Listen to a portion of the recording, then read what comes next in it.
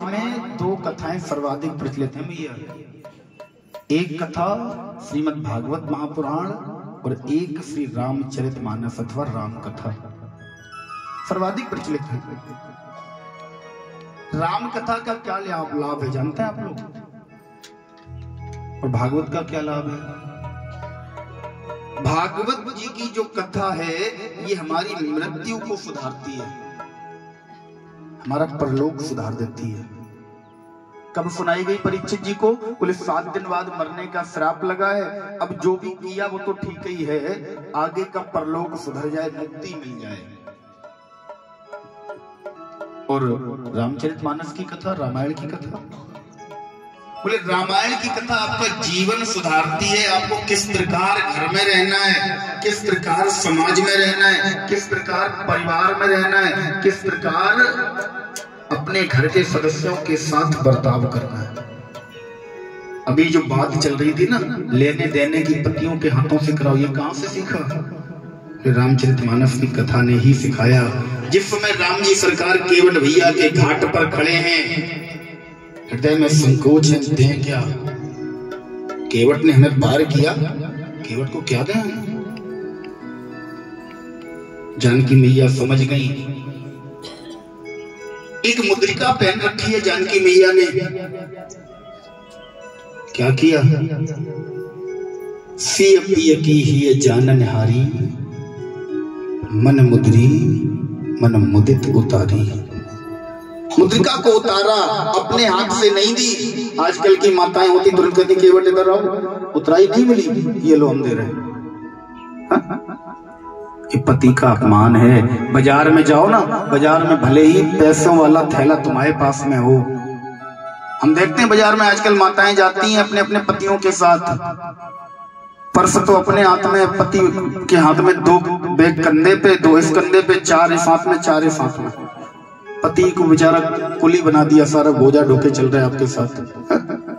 दुकान पे आपने सामान पसंद किया है, पैक करवा के ले आओ। ये नहीं होना चाहिए। हाँ ये बात ठीक है कि पतियों को साथ लेकर जाओ, सामान उठवाओ, लेकिन लेन देन जब दुकान पे करो ना तो पति के हाथ से ही करवाओ। जानकी मैया ने तुरंत मुद्रिका उतारी और राम जी के हाथ में रख दी। राम जी इस मुद्रिका को दे दो। रामचरितमानस की कथा ऐसी कथा है कि आपके जीवन की कोई भी समस्या, कितनी भी बड़ी समस्या हो, एक बार विवेक के साथ, विवेक से इस कथा को पढ़ लेना, रामचरितमानस को पढ़ लेना, उत्तर मिल जाएगा। बोले अभी विवेक कौन है? कोई कह रहा था हमारे पड़ोसी का बेटा है। विवेक क्या है? विवेक मतलब बुद्धि, समझने की तार्किक क्षमता। विवेक आएगा कहां से? बिनु सत्संगो विवेक न होई। बिना सत्संग के विवेक नहीं आएगा। ये समझने की क्षमता कब बढ़ेगी? जब आप सत्संगों में जाओगे, कथाओं में जाओगे। नारद जी कहते हैं, हे सनत कुमारो, इतना तो कुछ भी नहीं। जब हम थोड़े और आगे बढ़े, हमने क्या देखा? ओदिरम भरलो जीवा बराका कोट भाष्य कन्या विक्रियाला लोभा दंपत्ति नाम चकलकनम। उद्रम भरलो जीवा। आने वाले कलयुग में, आने वाले समय में ऐसा माहौल हो जाएगा, ऐसा समाज हो जाएगा। उदरम भरलो, उदर माने होता है पेट, भरलो माने पेट को भरने के लिए, अर्थात भोजन पाने के लिए।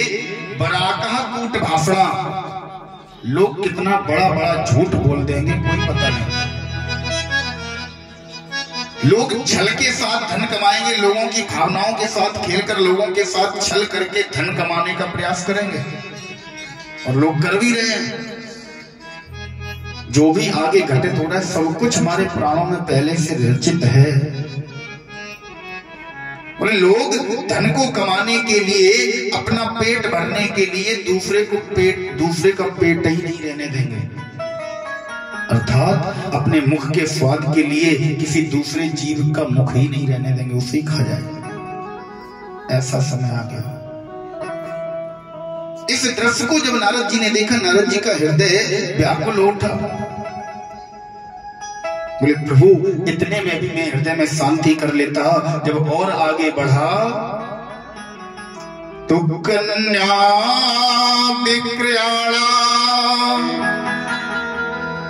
लोभा दंपतीनां चकलगनम। बोले प्रभु मैंने कई घरों में, कई जगहों पर मैंने देखा कि लोग अब रिश्ते नहीं कर रहे हैं, वो फिर क्या कर रहे हैं? बोले कन्या विक्रयाणा, कन्याओं का, वरों का क्रय और विक्रय कर रहे हैं। तो शादी संबंध नहीं होते, अब सौदेबाजी होती है।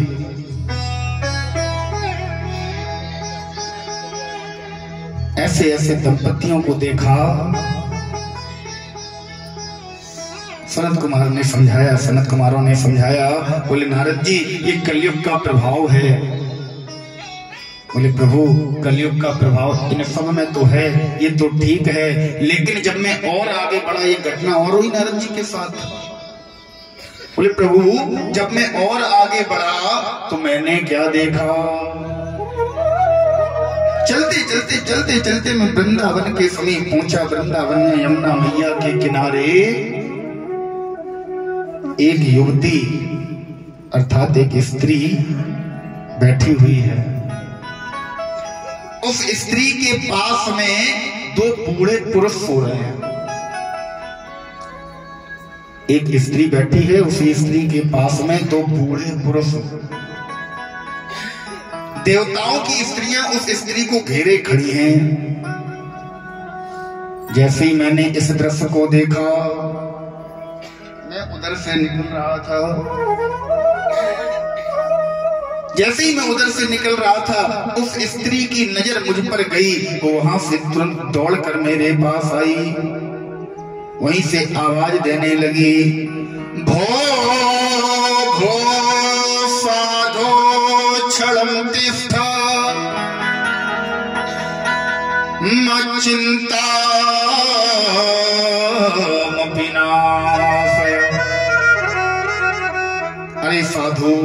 अरे साधु क्षणम तिष्ठ, कुछ देर के लिए रुकिए। वो स्त्री मेरे पास दौड़कर आई, मुझे रोकने के लिए कहा, मैं रुक गया। मैंने उस स्त्री से उसके दुख का कारण पूछा। बोले बहन तुम्हारे दुख का कारण क्या है? क्यों तुम ऐसे विलाप कर रही हो? क्यों तुमने मुझे रोका? वो स्त्री कहने लगी, हे नारद जी ये दो पुरुष तुम्हें दिखाई दे रहे हैं? मैंने कहा बोले ये दोनों पुरुष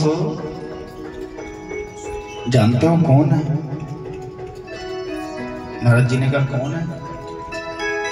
तुम कौन हो? तुम्हारा नाम क्या है? पहले तो ये बताओ। वो स्त्री कहने लगी, अहम भद्रति ख्याता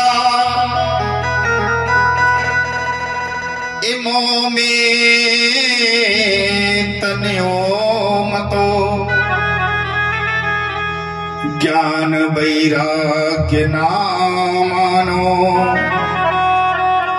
काल योगे जर्जरो। वो स्त्री कहने लगी, नारद जी अहम भक्ति ख्याता, मेरा नाम भक्ति है। इमो में तनियो मतो, ये दोनों मेरे पुत्र हैं। जैसे ही नारद जी ने सुना, बोले ये कैसे हो सकता है? ये कैसे हो सकता है? तुम युवती हो, तुम युवावस्था में हो, और जो दो पुरुष पड़े हुए हैं ये वृद्धावस्था में है। तुम कह रही ये मेरे पुत्र हैं? ये कहने लगी, ऋषिवर यही तो मेरे दुख का कारण है।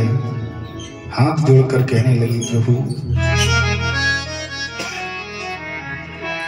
ऋषिराज बात है लज्जा की, मरने की खास निशानी है।